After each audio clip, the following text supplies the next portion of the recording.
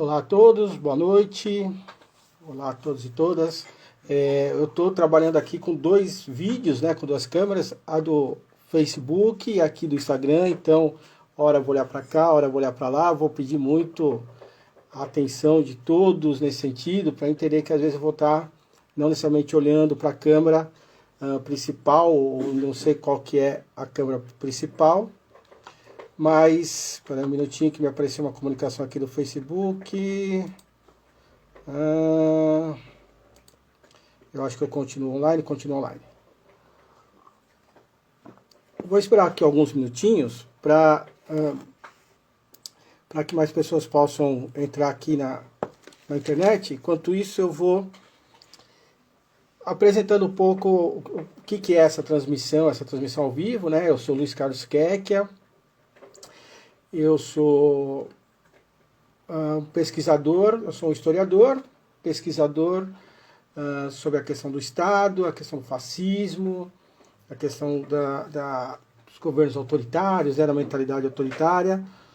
E aqui a convite dos queridos e grandes camaradas da Ação Revolucionária Comunista, a ideia é a gente fazer uma rápida reflexão, mas por um recorte marxista, ou até, melhor dizendo, um recorte materialista, histórica e dialética, do que é esse debate que se iniciou recentemente sobre a autonomia do Banco Central. A questão da autonomia do Banco Central virou um assunto em que a parte da esquerda, o campo dito progressista, enfim, as pessoas preocupadas com o país começaram a discutir com muito barulho até, e um barulho devido, mas que talvez isso exija uma reflexão, uma compreensão maior para a gente conseguir entender o que é esse processo, né?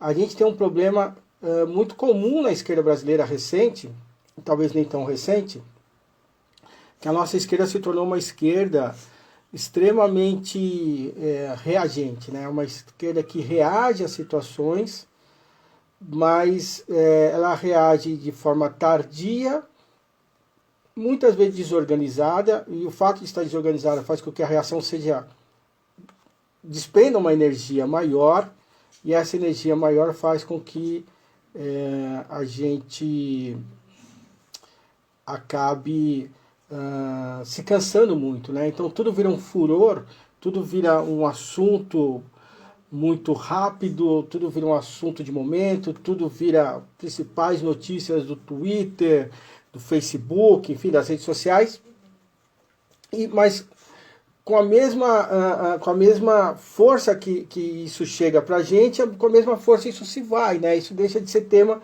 de debate, e aí novos temas surgem e esse tema fica para trás.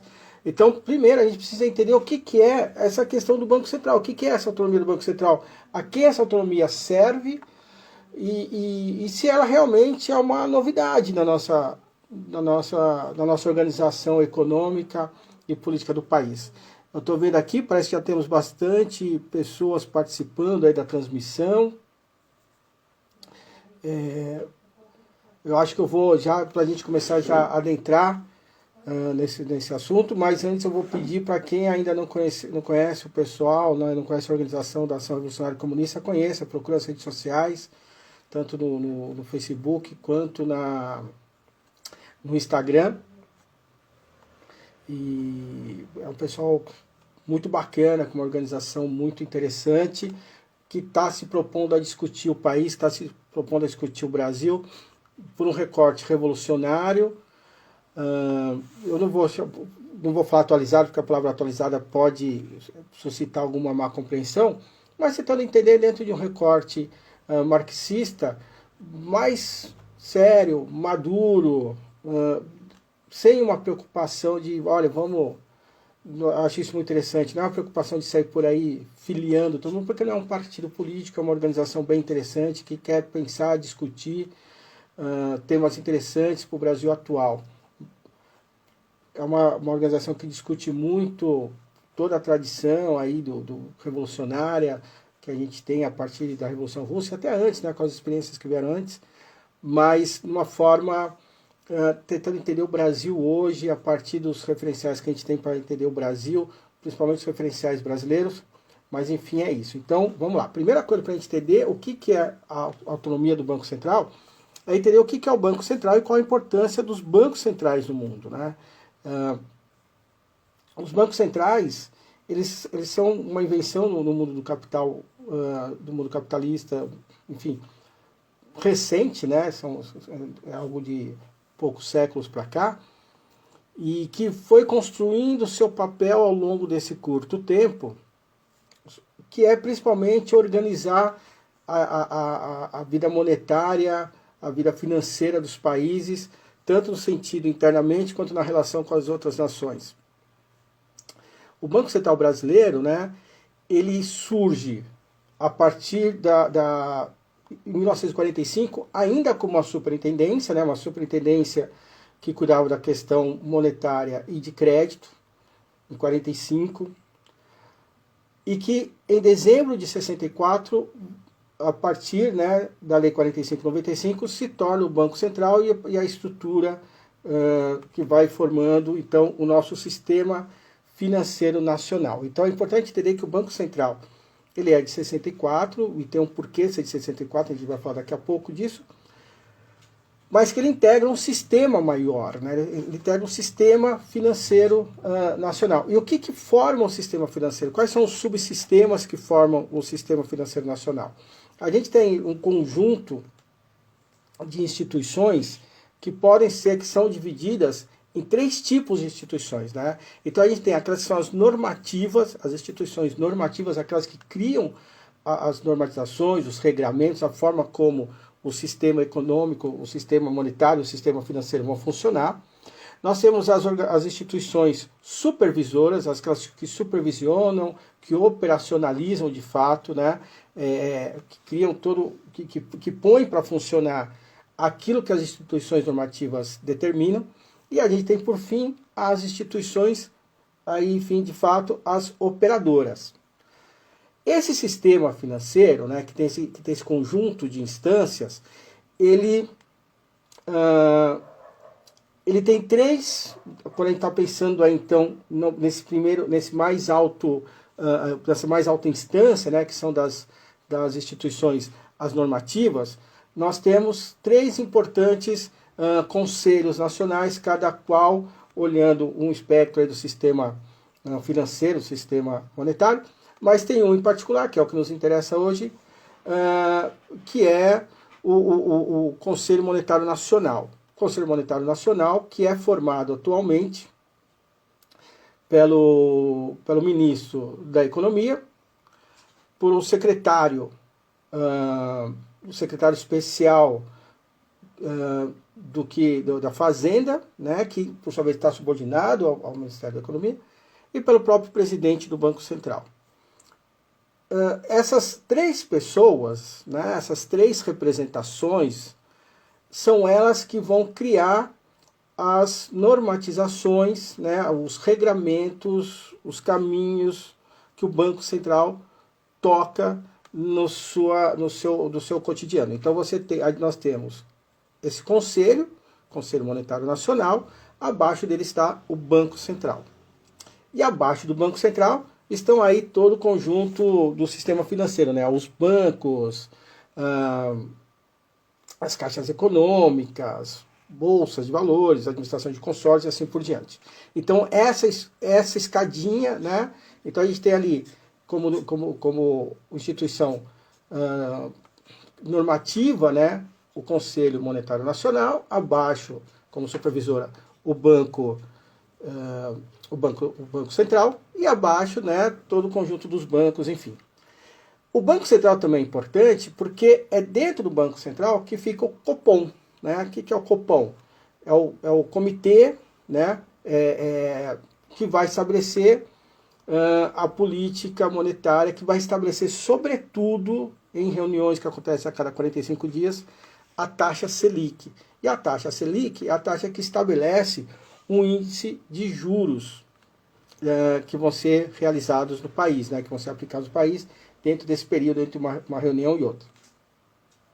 E a gente ouve muito, né, nos jornais, aí nas TVs, enfim, na internet, todas essas expressões, né, taxa Selic, IPCA, e a gente acaba ficando às vezes mais confuso do que se encontra nesse assunto, né? Como a ideia desse vídeo é ser um vídeo até introdutório do assunto, fazer uma reflexão política da autonomia do Banco Central por um viés marxista, mas também ser introdutório, né, para também as pessoas entenderem o que significa tudo isso, é interessante saber que a taxa Selic, que é essa taxa que vai determinar os juros que vão ser aplicados, que vão ser, né, que vai ser os juros que vão regular a nossa vida, a taxa Selic ela é feita da seguinte forma, né? O Selic é o Sistema Especial de Liquidação e Custódia, que é um sistema que é operado pelo Banco Central. Esse sistema, né, o que forma esse sistema Selic? São as instituições financeiras do país. É nesse sistema onde tem as instituições financeiras do país, dentre elas os bancos, sobretudo os bancos,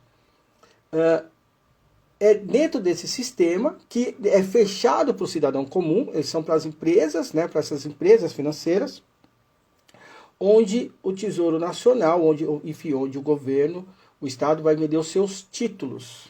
O que são os títulos do governo? A gente fala muito dos impostos para formar o Fundo Nacional, para formar o Fundo Público, mas além dos impostos que são recolhidos, o governo solta títulos. Então, o que são títulos? São papéis, são compromissos que o governo assume, ele coloca isso à venda, essas empresas financeiras compram esses títulos com a promessa, então tem um acordo aí, eles são compromissados, de que dentro de determinado período o governo vai recomprar isso de volta. Então, o governo vende isso, mas ele vai recomprar de volta pagando justamente os juros. Então, o sistema financeiro compra esses títulos do governo, porque sabe que o governo vai recomprar e na recompra vai pagar um pouco a mais, e aí está o lucro das instituições financeiras. Mas também dentro desse sistema Selic, também existem as transações entre os bancos. Os bancos negociam entre si ali. Algo que é fundamental que os bancos negociam entre si ali é justamente o seguinte: todo dia os bancos precisam depositar parte do que recebem no Banco Central. Então o Banco Central, uma das funções do Banco Central é justamente ser o banco dos bancos. Né? A gente vai falar daqui a pouco das funções do Banco Central, mas uma das funções principais é ser o banco dos bancos, ou seja, os bancos eles fazem operações de banco com o Banco Central. E, por lei, os bancos devem depositar parte do que recebem, né, no dia no Banco Central. Acontece que, como são taxas, são operações diárias, né, são múltiplas operações diárias que os bancos fazem, não é incomum que no final do dia o banco tenha ali na conta na sua conta junto ao Banco Central um valor menor do que deveria. E aí, quando ele tem um valor menor do que ele deveria, ele pede dinheiro emprestado de outro banco para compensar isso. Então, de certa forma, pode dizer que ele ficou devendo para o Banco Central, ele vai pegar de outro banco para cobrir isso. Essas transações são transações de 24 horas. Eu pego hoje para pagar amanhã. Eu pego hoje, eu sou um banco, pego hoje do outro banco para pagar minha dívida, né, para colocar isso que faltou na minha obrigação com o Banco Central. E aí, no dia seguinte, eu pago o banco que me emprestou. Acontece que os juros que são cobrados entre os bancos, né, esses juros, então eu sou o banco A, peguei dinheiro do banco B para pagar, para suprir o que falta no Banco Central. Eu peguei hoje do banco B para pagar amanhã. Se eu peguei 10 do banco B, hoje, amanhã eu pago para ele 10,50. Essa diferença, esses 50 que o outro banco vai me cobrar, né? Imagina isso acontecendo em todos os bancos, em todas essas transações com todos os bancos. Esse valor, ele vai formar, ele vai dar uma média diária dos juros que foi cobrado ali, né? Dos juros de um dia para o outro dentro da Selic. Quando o Copom se reúne, né, para determinar a taxa Selic, ele vai pegar o valor que foi transacionado nos bancos nesse período, mais outros fatores diversos, e vão fazer um cálculo. E aí sai a taxa Selic. Então, recapitulando, existe um sistema chamado Sistema Especial de Liquidação e Custódia, onde operam os bancos e opera o Banco Central. como principal banco desse processo. As operações que se estabelecem entre esses bancos são operações realizadas a partir de juros que um banco cobra do outro, e a taxa desses juros, dentro de um determinado período, forma a taxa Selic, que é essa taxa que a gente vê, então, o Jornal Nacional sempre falando, hoje teve reunião do Copom e a taxa Selic é tanto. A taxa Selic é importante porque ela vai dizer para a gente qual que é a taxa de juros, né? Então, quando o governo quer estimular o mercado interno, ele abaixa a taxa Selic, porque aí você aquece a economia, né? Os juros ficam baixos, as pessoas compram mais, as pessoas consomem mais, porém, mais pessoas consumindo gera a inflação. Por que gera inflação? Porque mais pessoas estão buscando, os lojistas vão lá e aumentam o preço dos seus produtos. É uma forma simplificada, mas é mais ou menos isso.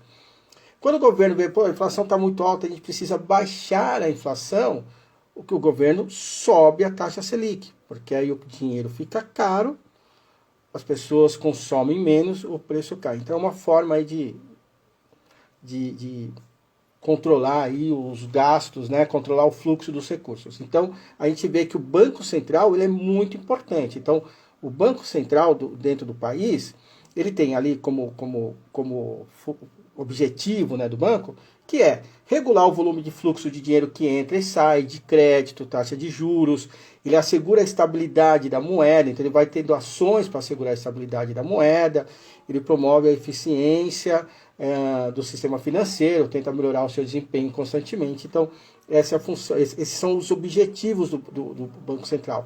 Ele é o cara, então, o Banco Central é o cara que vai controlar o fluxo de dinheiro, de crédito, taxa de juros, ele é o controlador, de certa forma, aí da economia, ele é o controlador aí das finanças que acontecem dentro do país e que vai também impactar nas finanças externas de um país. Para isso, ele tem algumas funções, né? Ele tem alguns expedientes, aí, ele tem algumas funções. Então, o Banco Central, por exemplo, ele detém o monopólio da emissão de dinheiro. Então, assim, quem pode emitir dinheiro, quem autoriza a emissão do dinheiro, é só o Banco Central. Ele é o banqueiro do governo. Então, o governo tem um banqueiro próprio, que é o Banco Central. O Banco Central também, ele é o banco dos bancos, como eu falei agora há pouco. Todos os bancos, para atuarem no Brasil, precisam ter autorização do Banco Central e cumprir obrigações com o Banco Central, né? Então, ele é o banco dos bancos. Ele é o executor das políticas monetárias e fiscais do país e também é o depositário, ele guarda, né, ele funciona como depósito das reservas internacionais do país. Então, as reservas que o país tem em moedas estrangeiras ficam no Banco Central e isso dá lastro, dá força para o Banco Central. Falando assim, né, fica tudo muito, muito bonito, né? Tô falando assim, fica tudo muito organizadinho, fica tudo muito fácil, ou relativamente fácil de compreender. Então o Banco Central tem um papel fundamental aí nas finanças de um país, né? E nas finanças do Estado de um país. Mas agora vamos fazer uma análise agora mais detalhada, mais profunda e mais coerente, né? Tentar entender o que é tudo isso, o que tudo isso representa. Bom, como eu falei agora há pouco, a superintendência que vai originar o Banco Central, ela surge em 45, mas o Banco Central surge em dezembro de 64. Então ele surge no ano do golpe, ele já surge dentro de um governo do regime militar, dentro daquela ditadura empresarial militar que assolou o país entre 64 e 85. De lá para cá, de 64 até o ano que a gente está vivendo agora, até essa gritaria aí dos senadores aprovando uma proposta de lei complementar, que é de número 19, do ano de 2019, agora eles querem a autonomia do Banco Central. Vamos tentar entender então o que é essa autonomia do Banco Central. Desde quando foi criado até agora, o Banco Central ele passou por diversas mudanças, diversas transformações, que de certa forma, ou talvez a forma principal, busca né, a construção da sua autonomia. Então, a gente vai ter, sobretudo, e é interessante porque são intervalos longos de tempo, né? A gente vai ter de 64, sobretudo, na segunda metade dos anos 80, quando a gente já tem o processo de democratização, que o Banco Central então passa por grandes transformações, já construindo a sua autonomia, já aprofundando a sua autonomia, e outras transformações que vão ocorrer sobretudo no governo do Fernando Henrique Cardoso, nos anos 90. E aí a gente começa a fazer algumas reflexões que eu acho que são importantes para a gente entender esse processo todo. Primeira compreensão, a primeira reflexão é a gente perceber que entre os anos 80 e os anos 90, a gente tem aí o aprofundamento, né, o acirramento do processo de construção do imperialismo, que vai ter uma ideologia própria, né, que tem um nome próprio, que a gente chama de neoliberalismo, que de liberalismo ao mesmo tempo não tem nada e ao mesmo tempo tem tudo, porque a proposta liberal é uma proposta extremamente complicada, né? Mas esse neoliberalismo, que nada mais é, como eu falei agora, só o aprofundamento do imperialismo, né? O avançar do imperialismo, e isso acontece por alguns fatores. A gente tem, primeiro, o processo do começo dos anos 70, né, em que o dólar se torna o padrão, ele se torna a moeda de referência mundial, que é uma dolarização da economia mundial, né, os Estados Unidos ganham aí uma importância, um controle sobre a economia mundial muito grande. A gente tem, já nos anos 90, isso é considerado como o marco do começo do neoliberalismo, né? Mas a gente tem o acirramento do neoliberalismo nos anos 90 justamente por vários fatores. Talvez o maior destaque seja o enfraquecimento a partir dos anos 80 e finalmente a derrocada da União Soviética, que tira do jogo geopolítico um grande elemento de contraposição ao capitalismo, e a gente pode falar de todos os problemas que a União Soviética já apresentava, evidentemente, né, levou à sua decadência, mas ela ainda fazia, de alguma forma, ela tinha uma representação, ela tinha um papel no mundo muito importante para contrabalancear as relações aí econômicas dentro da geopolítica, as relações políticas e econômicas geopolíticas. Então, ele tem o acirramento do imperialismo e o avançar do imperialismo sobre as nações com o fim da União Soviética. Isso acontece, então, no final dos anos 80, começo dos anos 90. Não à toa, olha que interessante, não à toa, no começo dos anos 90, existe o acordo, o Tratado de Maastricht, né, que é o tratado que vai criar a União Europeia, como a gente conhece hoje, em que um dos elementos, uma das cláusulas ali, para os países poderem adentrar essa organização é justamente terem bancos centrais autônomos. Então, sobretudo nos anos 90, existe uma discussão que é mundial, que é global, ou mundial e global no Ocidente, né? A gente tende a sempre achar que tudo que acontece no Ocidente é como se fosse no mundo como um todo. Ou melhor ainda, uma discussão que acontece nas nações capitalistas. E aí a nossa ideologia, né, a ideologia burguesa, ela faz a gente achar que tudo que acontece no mundo capitalista é o que acontece no mundo, e não, né? A gente faz com que... Então tem uma discussão nas nações capitalistas sobre a importância da autonomia dos bancos centrais. Isso está posto no mundo, né? É uma demanda, é um imperativo que os bancos centrais sejam autônomos. Agora começa uma questão que é interessante, né? Uma outra reflexão que é interessante. Autônomo de quem? Autônomo em relação a quê? Porque a gente fala muito dessa questão de ser autônomo, mas autonomia em relação a quê, né? Vamos compreender isso melhor, então. Autônomo em relação a quê? O sistema capitalista, ele precisa, como uma das suas determinações principais, que seja promovida a separação entre aquilo que é política e aquilo que é economia. A política e a economia têm que andar de forma separada. Então eu posso, por exemplo, votar num país, né? Então esse país pode eleger e a gente ouve muito isso durante as eleições aqui no Brasil. Olha, o povo brasileiro pode escolher o que ele quiser para governar, desde que não mexa na economia. Você fala, pô, mas como assim desde que não mexa na economia? É isso, né? Então você pode ter alguém que vá governar e no seu governo você pode colocar pautas que você quiser. Pode ser pautas hoje fala muito das pautas dos costumes, né? Então pode ser um governo mais aberto na questão dos costumes, mais fechados, pode dar arma, pode não dar arma, pode, enfim, pode tudo, desde que não mexa na economia, desde que a economia tenha um curso livre, um curso próprio. Então essa separação, e é uma separação que é procurada de forma continuada de forma contínua dentro dos países capitalistas, ela é fundamental nesse processo, ela é fundamental para a reprodução do capital. Então, nós temos um pensamento que é da separação da economia e da política,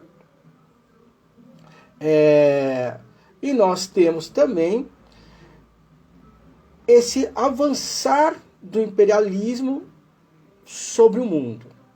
O imperialismo que tem uma razão própria, uma forma própria de acontecer, que é, sobretudo, essa de integrar os sistemas econômicos das nações, como se esses sistemas econômicos nacionais deixassem de ser nacionais e fossem só os elementos, né, os elementos que compõem esse grande sistema. Então é uma internacionalização da economia. Então a economia de cada país não pertence a cada país. A economia de cada país pertence a um grande sistema capitalista, a um grande sistema econômico que não tem nação, que não tem pátria. Então é importante entender isso. É óbvio que o capitalismo não é uma abstração. O capitalismo é uma relação, né, entre pessoas, entre classes, entre grupos, enfim. E ele vai ter suas sedes, seus centros nervosos, vai ter suas metrópoles e suas colônias, evidentemente, né? Mas esse fluxo ele é livre, né? Então, quando a gente fala de autonomia do Banco Central, a gente tá falando, na verdade, a gente está falando de autonomia do Banco Central em função da política. Então ele está autônomo da política.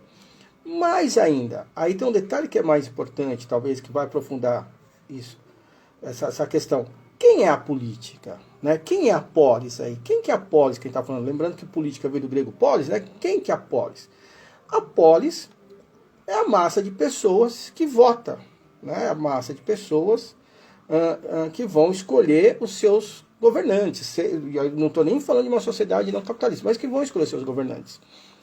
Mas, quando eu falo de um sistema, de um banco autônomo, eu estou falando de um banco autônomo da política, que, por sua vez, significa um banco autônomo das pessoas que escolhem os políticos. E isso é muito interessante, porque esse projeto de lei complementar que está tramitando, né, que foi aprovado agora no Senado, que é de autoria do senador Plínio Valério, do PSDB, esse projeto de lei complementar, ele não é o grande projeto de lei que vai dar autonomia ao Banco Central, porque o Banco Central já é autônomo há muito tempo em vários dos seus fatores, em vários dos seus, da sua estrutura de autônoma, né? O que esse projeto de lei muda, ele é um projeto de lei, né, pequeno até, né? São 7 páginas, 6, uma delas é a capa, né? Mas o que ele está dizendo? Ele só está dizendo que, olha só, ao longo desses, né, de 64 para cá, em que o Banco Central foi criado, que eu já comentei agora há pouco, que ao longo desse período ele vai sofrendo várias alterações na sua estrutura, visando dar cada vez mais autonomia para o banco, o que sobrou de pouco para que o presidente da República possa minimamente interferir no Banco Central é justamente demitir o presidente do Banco Central. O presidente da República ele já não pode mais pautar a política que o Banco Central vai seguir, ele não pode pautar nada, mas ele pode, pelo menos, demitir o presidente do Banco Central e colocar um outro presidente. O que esse projeto de lei está colocando é que nem mais isso o presidente da República vai poder fazer. Ele vai poder indicar o presidente do Banco Central, uma indicação que já passa pelo Senado, e é importante deixar isso claro, porque a gente sabe que, lamentavelmente, a maioria dos parlamentares brasileiros não representa o povo brasileiro, mas representa quem paga suas campanhas, representa quem paga as suas vidas, paga os seus benefícios. Então, o presidente da República, ele coloca um presidente do Banco Central que tem que passar pelo crivo dos senadores. Então, ele já passa pelo crivo dos representantes do capital de alguma forma. Em uma votação secreta. Então, quer dizer, não dá nem para saber quem foi que votou ou não, né? Na escolha do presidente. Mas o presidente ainda pode demitir o presidente do Banco Central. O presidente da República pode demitir o presidente do Banco Central. A ideia desse projeto de lei é que nem mais isso ele possa fazer.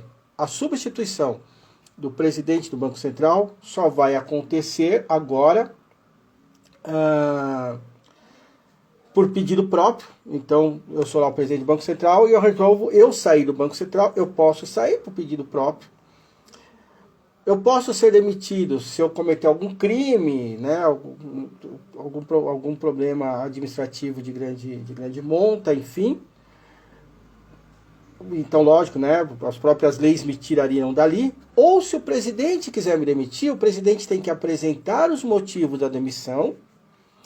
E o presidente do Banco Central tem que apresentar, ele tem o direito de apresentar uma defesa desses motivos que o presidente da República apresentar. Então, veja, se o presidente da República quiser demitir o presidente do Banco Central, ele vai ter que justificar para quê, por quê. O presidente do Banco Central vai poder contra-argumentar com o presidente da República e esse debate vai ser decidido pelo Senado. Quer dizer, é o Senado que vai dizer, em última instância, se o presidente do Banco Central vai ou não ser demitido. Então, quer dizer, essa tão gritada autonomia do Banco Central que estão tentando fazer agora, é uma autonomia que já existe há muito tempo. É uma autonomia que já existe há muito tempo e agora é só o último fiozinho. Isso é muito interessante, né? É horroroso, mas é interessante para a gente pensar que o que está acontecendo então é que o último fio de possibilidade do povo, ainda que indiretamente, escolher a política que o país vai ter a partir da escolha do seu presidente da República, porque é o presidente da República que a gente vota, que vai escolher as políticas, isso não vai mais acontecer.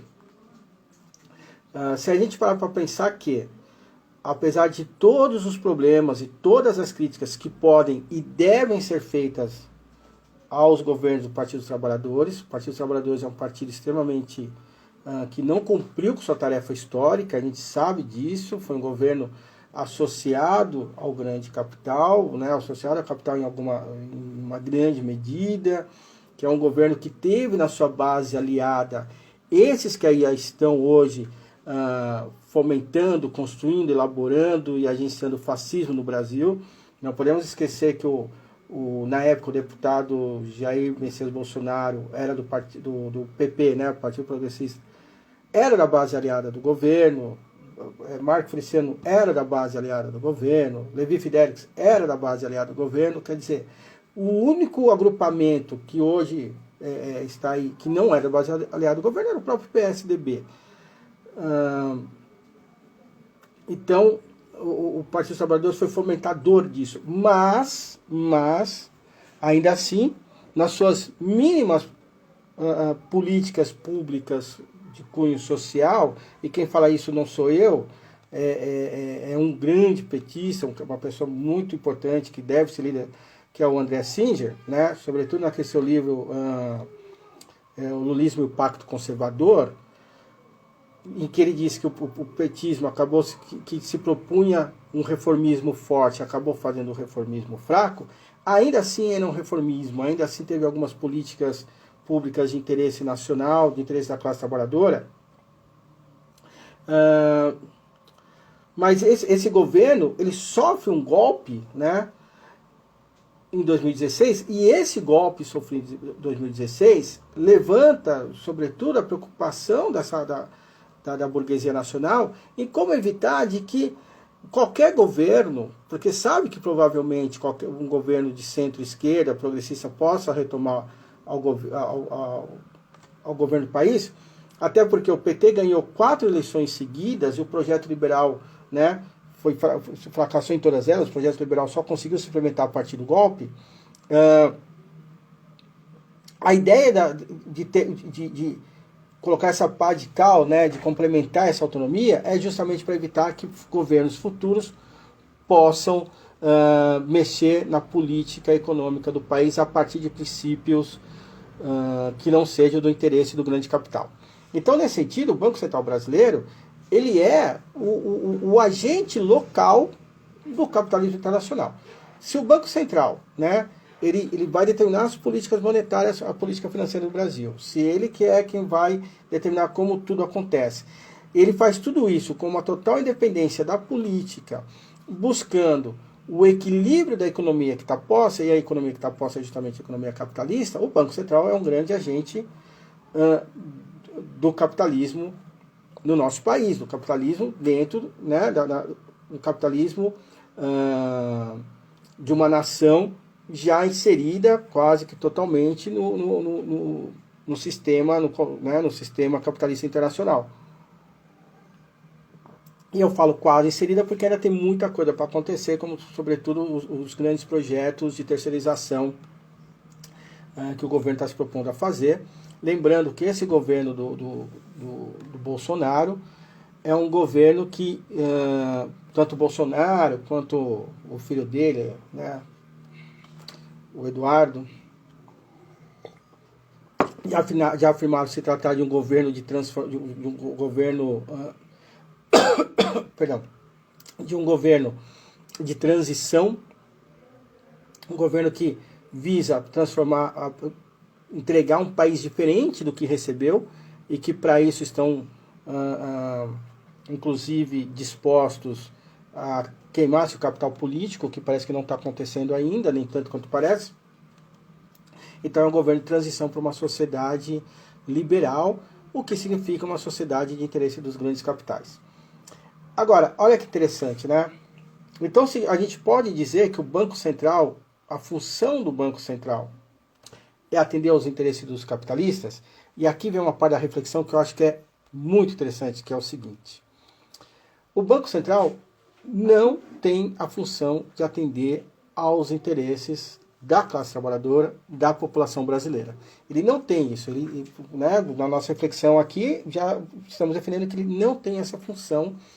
E eu vou até abrir um parênteses aqui, eu acho muito interessante, porque para essa pequena exposição de hoje, eu fui reler muita coisa, e é muito interessante que quando nós pegamos os artigos de economistas que estão discutindo a questão do Banco Central, a maior parte deles são liberais, né? É uma pena que os comunistas, os marxistas brasileiros acabam tendo uma preocupação muito de discutir a história, enfim, né, a sociologia, mas a gente acaba discutindo pouco a questão econômica, e pouco a questão econômica a partir do Brasil, né, a partir da experiência brasileira, evidentemente sem perder de vista a sua inserção na totalidade, mas a partir que está posto. Então a gente acaba tendo um volume muito maior de escritos liberais. Em muitos desses artigos que eu encontrei, olha que interessante, né? Eles colocam assim, que existem os governos, que a autonomia do Banco Central é para garantir que o Banco Central tenha uma política de Estado e não de governo, que fique fora, né, das mãos dos governantes. E que aí eles colocam 2 tipos de governantes. Os governos estabilizadores, que são aqueles que pensam na autonomia do Banco Central, para que tenha uma estabilidade, né, para que a economia nacional tenha uma estabilidade dentro desses interesses que a gente já debateu. E tem aqueles que estão, os governos que estão em oposição aos estabilizadores, né? E aí você fala, bom, então se oposição aos estabilizadores são os desestabilizadores. Não, esses analistas vão colocar como os desenvolvimentistas. Então, quer dizer, na própria escolha das palavras, fica claro que aqueles que estão buscando, os governos que buscam ter o Banco Central como um instrumento de desenvolvimento, um um instrumento de pressão sobre o mercado para regular o mercado, né, no sentido de encontrar o que é melhor para o povo, para a classe trabalhadora, esses são considerados os desestabilizadores. Mas, enfim. Então, se a ideia do Banco Central Autônomo, não é uma ideia do Brasil, mas é uma ideia que está posta dentro do mundo capitalista para integrar esse sistema internacional, se ele não está a serviço direta da classe trabalhadora, então ele está a serviço direto dos capitalistas. Não tanto. E aí vem uma coisa que é muito interessante, vem algo que é muito interessante, que é o seguinte: a desculpa daqueles que defendem a autonomia do Banco Central é de que os governos são muito instáveis, né? Então tem esse governo que é mais, nos termos deles, mais populistas, desenvolvimentistas. Então, para fugir dessa flutuação dos governos, né? Perto das eleições, os governos querem gastar mais. Então, para fugir dessa flutuação, a estabilidade do Banco Central. Mas a instabilidade do sistema financeiro é muito maior. A instabilidade do sistema financeiro ela é muito mais agressiva e imediatista do que a própria estabilidade ou da suposta estabilidade dos governos. O interesse do capitalista é um interesse imediato. Então aí vem uma questão que é muito interessante, né? A organização dos bancos centrais e a função dos bancos centrais, ela é também servir, né, como um estabilizador para a agressividade do indivíduo capitalista para garantir a sustentação do sistema capitalista. Segurar a agressividade dos capitalistas para garantir o sistema do capitalismo, garantir a estabilidade do capitalismo. Isso é muito interessante, né? Porque isso já foi apresentado por Marx, já foi apresentado por Lenin, por vários dos grandes pensadores da tradição marxista, que é o seguinte: o Estado aí tem uma função, e aí quando ele está falando do Estado, a gente está falando dessa estrutura do sistema financeiro, né, das nações, essa estrutura do sistema financeiro de cada nação, como é o caso do sistema financeiro nacional, integrados entre si, formando essa grande rede de nações capitalistas, né, de livre fluxo das determinações do capital. Essa rede, ela vai garantir, ela vai servir como a razão de funcionamento, a razão que garante o funcionamento de todo esse sistema, para impedir que os agentes do sistema, que são os capitalistas, se devorem uns aos outros e acabem colocando o sistema em risco. Então, quer dizer, os estados nacionais, e no nosso caso o Estado brasileiro, né, nessa busca constante de autonomia do Banco Central, só o que ela está fazendo é garantir a manutenção, a estabilidade do capitalismo, regrando, né, regulamentando a ação dos próprios capitalistas. Isso é muito interessante, né, porque tira da gente uma visão muito tacanha de que o Estado é só um reflexo do capitalismo. Sim, o Estado ele é uma invenção, o Estado ele é uma determinação, o Estado é fundamental para o sistema capitalista. Não existe capitalismo sem Estado por causa disso, né? Mas o Estado tem uma razão própria que precisa ser melhor compreendida pelos marxistas, pelos comunistas, até para a gente poder fazer um enfrentamento adequado, porque o enfrentamento adequado não vai se dar só com a derrubada do Estado e a derrubada do sistema capitalista. O enfrentamento se dá contra ele cotidianamente. A gente precisa conhecer o nosso inimigo nesse sentido. Não à toa, né, muitos analistas apresentam como ponto de partida para o golpe, né, para o golpe de 2016, uma fala da Dilma,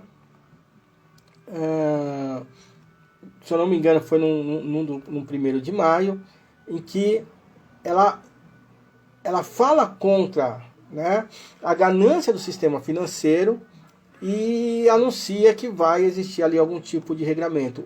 O Banco Central, os bancos centrais das nações, eles são um instrumento, um poderoso instrumento de regulação, né, da vida econômica, da vida financeira dos países, né? como o Banco Central ele tem essas funções que eu citei agora há pouco, né? Então, ele é o banco dos bancos, ele é o supervisor do sistema financeiro, ele é o único que emite, ele guarda aí, né, esse monopólio da emissão de moeda. Ele tem o poder gigantesco de pressionar o sistema financeiro e de pressionar o mercado como um todo. Isso seria fundamental. Isso é fundamental que nós, brasileiros e brasileiras, entendamos isso, né? Que a gente possa entender isso com profundidade para conseguir entender qual que é o papel do Banco Central como um todo.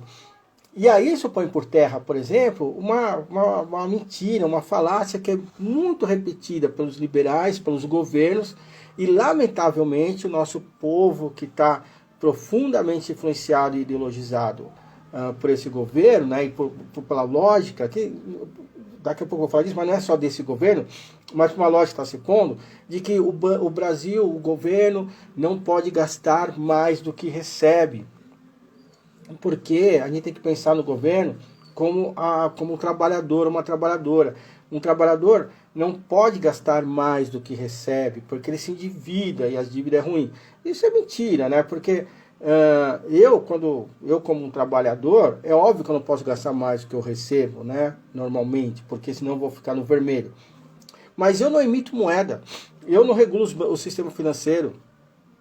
Eu não tenho poder nenhum sobre o sistema financeiro. Os estados têm, os governos têm. Os governos emitem dinheiro, os governos podem se endividar no sentido de investir recursos, mesmo que isso represente, né? Ele pode promover investimentos, mesmo que signifique algum grau controlado de endividamento.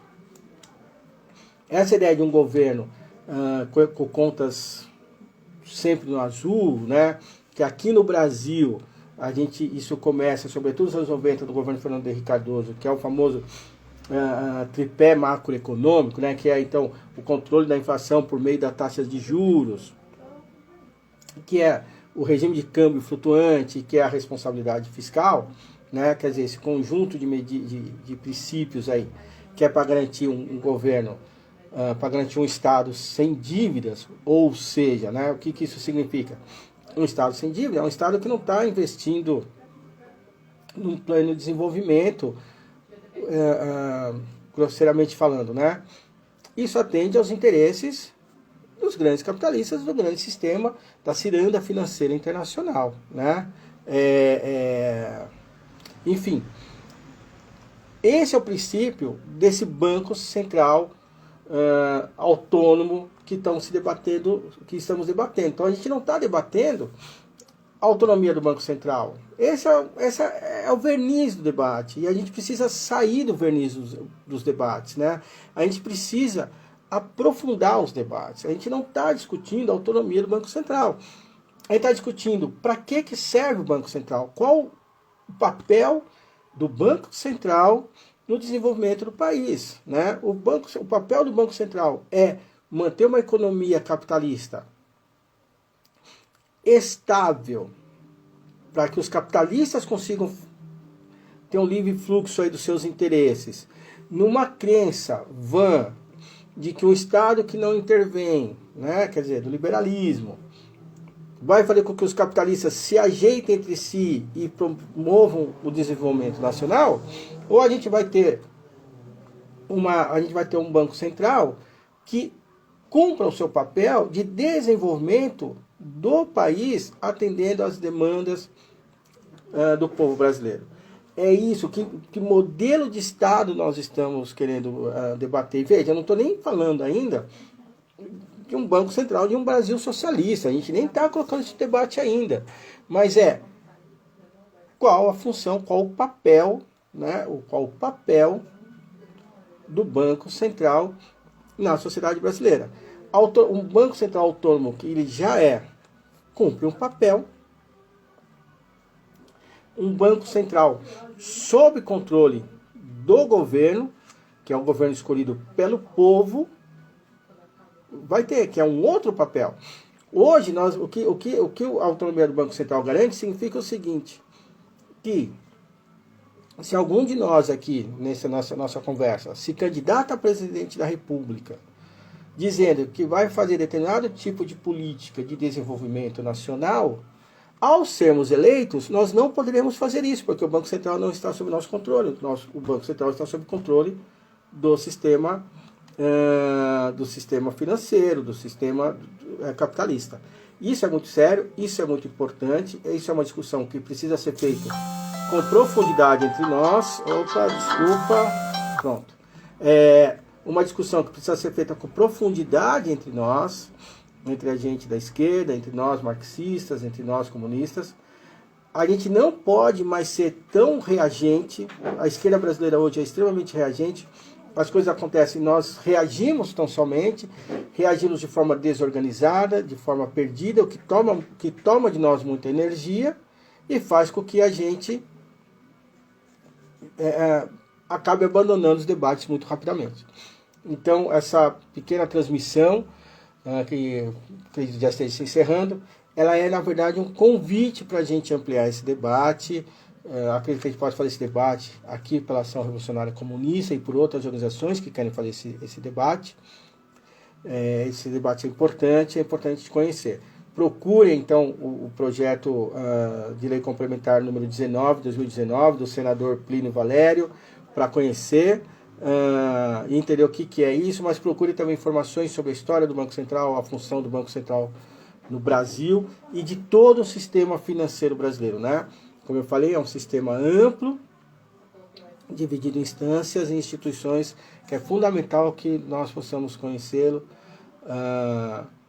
para entender melhor o nosso Brasil de hoje, na mão desse governo, que na verdade o governo não é ele é o nosso grande inimigo, mas existem outros inimigos por trás dele. Na verdade, os grandes capitalistas estão pouco preocupados quem são o governo. Então, se é um governo progressista que quer fazer políticas identitárias, eles não estão um pouco preocupados. Se é um governo fascista que quer arma para todo mundo, eles também estão um pouco preocupados com isso. A grande questão é a gente compreender que Brasil que é esse que esse sistema cria, para que a gente possa derrubar o próprio sistema. É isso, gente. Muito obrigado. Conheço aí a organização da Ação Revolucionária Comunista. Conheçam as outras organizações também. É importante que todos nós estejamos organizados, em diálogo, entre nós, entre os militantes, as militantes. E é isso aí. Vamos transformar esse país. É isso, gente. Valeu, obrigado. Até o próximo. Estão pedindo para eu ler os comentários aqui antes de eu me despedir. Deixa eu ver aqui, muitas pessoas amigas participando, que legal, né? Saudações, Adalberto, camarada recém-conhecido, gente muito boa. A Jéssica Bertoni, que é uma camarada muito querida que está aqui. Beijão, camarada Jéssica. Adalberto mandando muito bom. Luiz, valeu, obrigado, Adalberto. E colocou também aqui, essa questão do Estado precisa ser melhor estudada e compreendida pelos marxistas. Fundamental isso. Vendo aqui pelos comentários do Facebook. Gente, eu não sou muito acostumado a fazer transmissões, por isso que eu não estava nem muito olhando os comentários para não me distrair. Algumas vezes que eu olhei, eu me distraí muito. Catuque, Devandinha, boa noite, camaradas, boa noite. Luiz Sérgio, quer meu xará, aqui é o Luiz Sérgio. Está mandando bem demais, valeu. Grande camarada, recém-conhecido também, mas muito querido já. Camarada Pedro Venturini.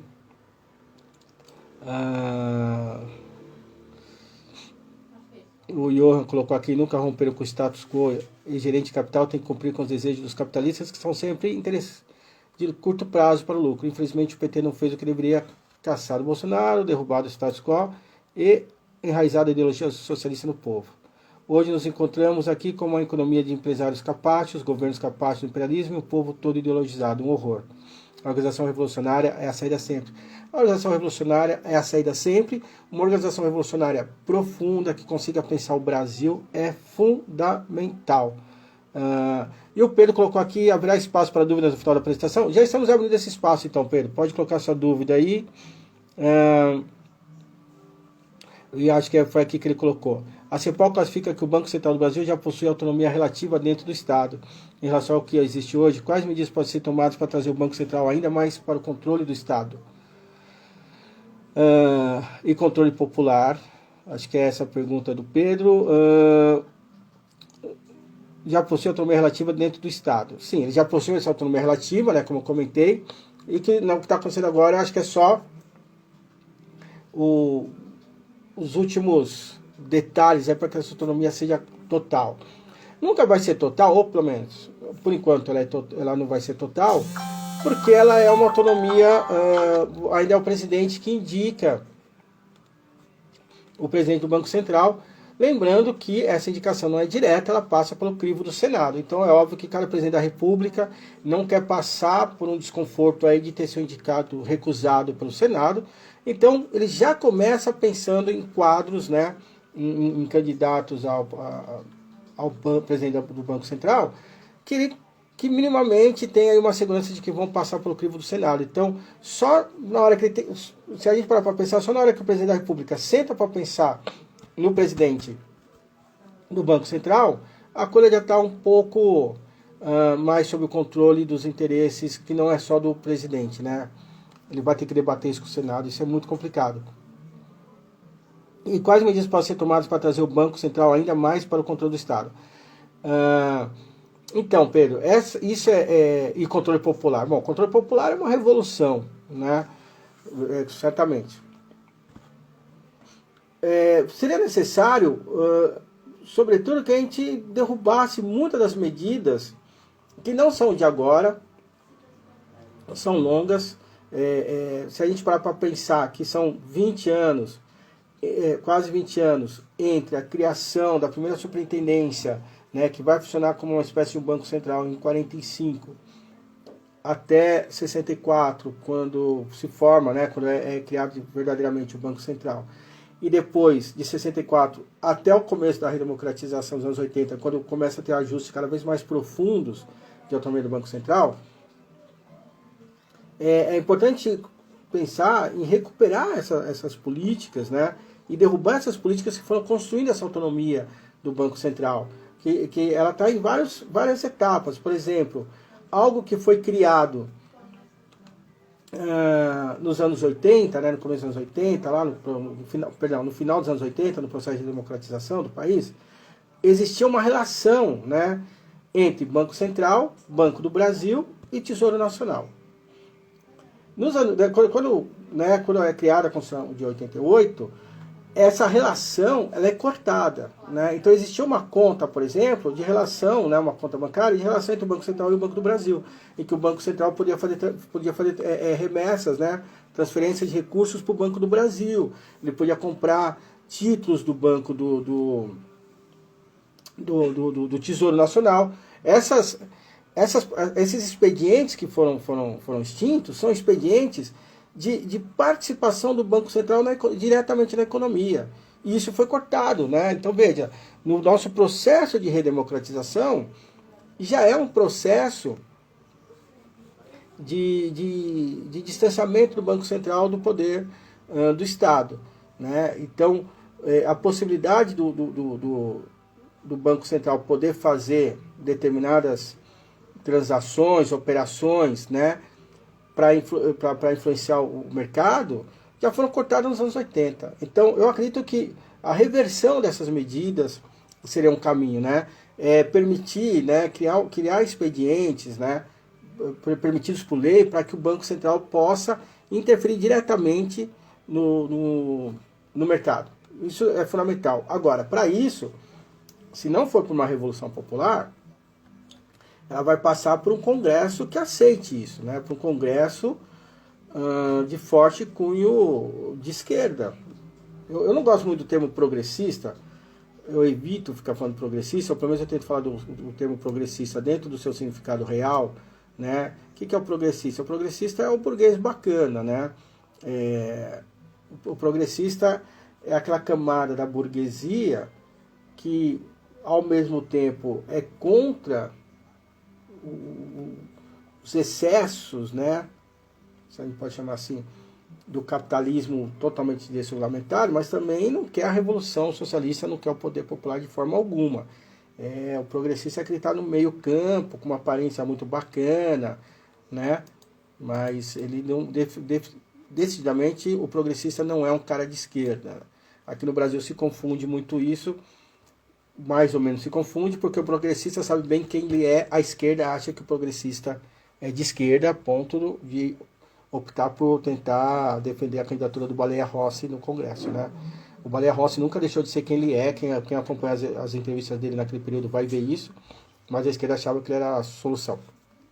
Mas enfim, para a gente poder desfazer essas medidas, a gente precisaria ter um Congresso que aceitasse essas propostas.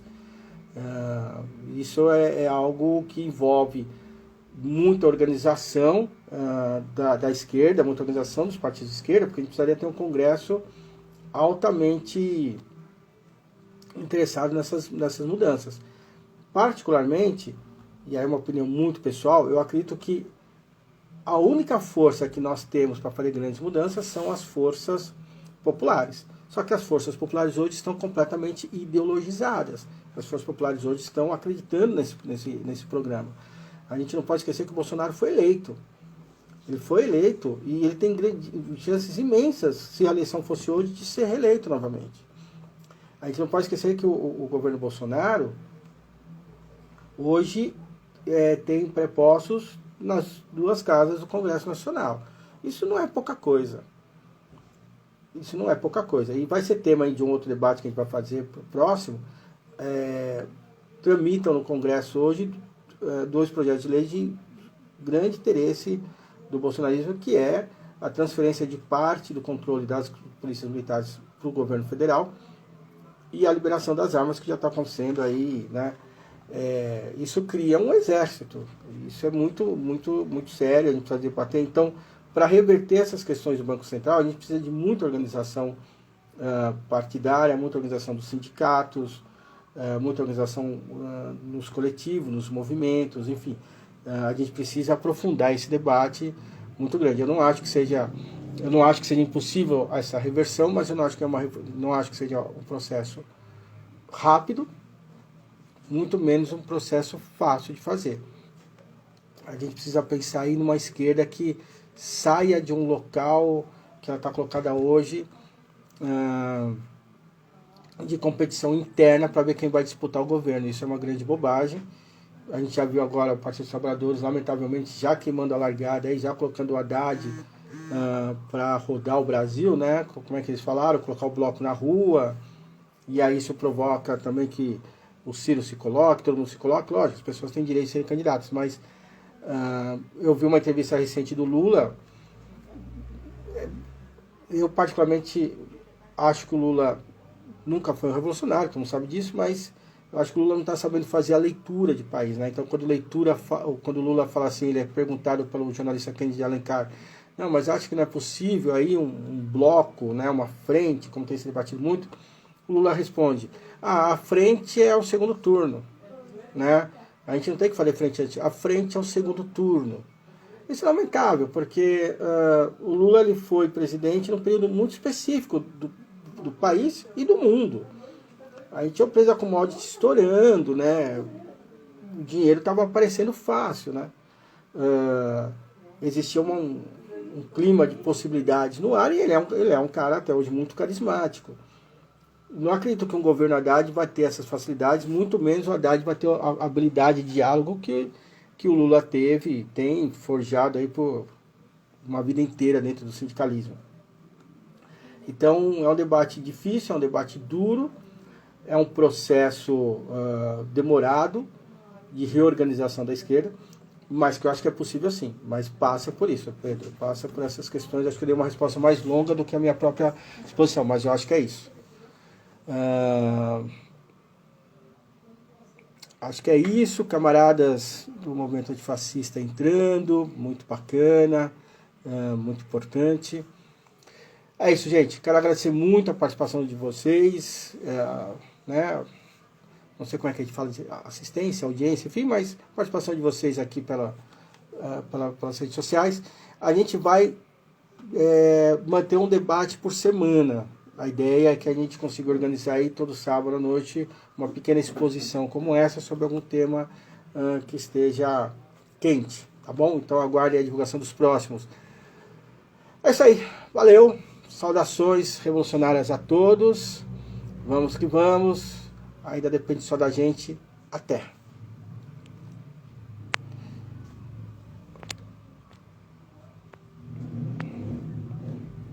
Vou fechar aqui o do Facebook. E eu preciso apertar esse xizinho aqui em cima, é isso? Pronto. Encerrar o vídeo.